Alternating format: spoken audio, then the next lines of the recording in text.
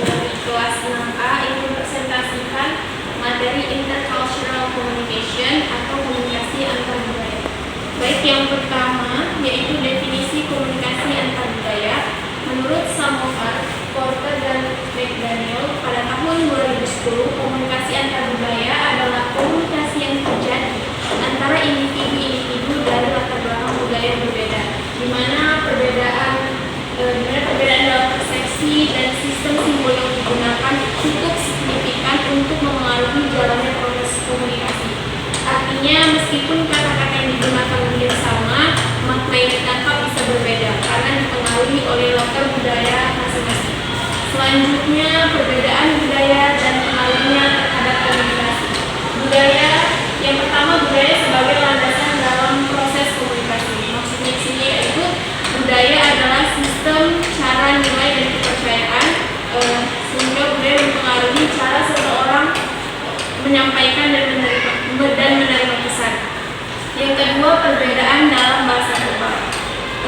Bahasa adalah alat komunikasi utama, namun perbedaan struktur kalimat, ungkapan idiomatik, serta gaya bahasa dapat mempengaruhi perbedaan budaya. Yang ketiga, perbedaan dalam komunikasi bahasa non-verbal, seperti ekspresi wajah, gerak tubuh, atau intonasi suara itu termasuk ke dalam komunikasi bahasa non-verbal. Yang keempat, perbedaan konteks budaya, high context versus low context, yaitu budaya konteks tinggi dan budaya konteks rendah. Budaya konteks tinggi seperti banyak di negara Asia, komunikasi lebih tersirat dan bergantung pada situasi konteks. Sedangkan di budaya konteks rendah seperti di Amerika Serikat, komunikasi lebih jelas dan langsung. Yang terakhir, pentingnya kesadaran budaya dalam komunikasi. Individu perlu menghormati dalam perbedaan budaya. Selanjutnya ada tantangan dalam komunikasi antar budaya. Yang pertama, stereotip dan prasangka. Yang kedua, etnosentrisme, yaitu menganggap budaya sendiri lebih baik daripada budaya yang lainnya. Yang ketiga, perbedaan bahasa dan makna. Keempat, perbedaan gaya bahasa. Kelima, perbedaan dalam persepsi dan cara pandang. Selanjutnya yaitu contoh kasus komunikasi antar budaya. Contoh pertama yaitu kesalahpahaman dalam pemberian isyarat tubuh. Misalnya, seorang turis asal Italia berkunjung ke Indonesia dan menggunakan isyarat jempol untuk menunjukkan persetujuan saat berbicara dengan warga lokal. Bagi orang Italia, isyarat ini berarti baik atau oke.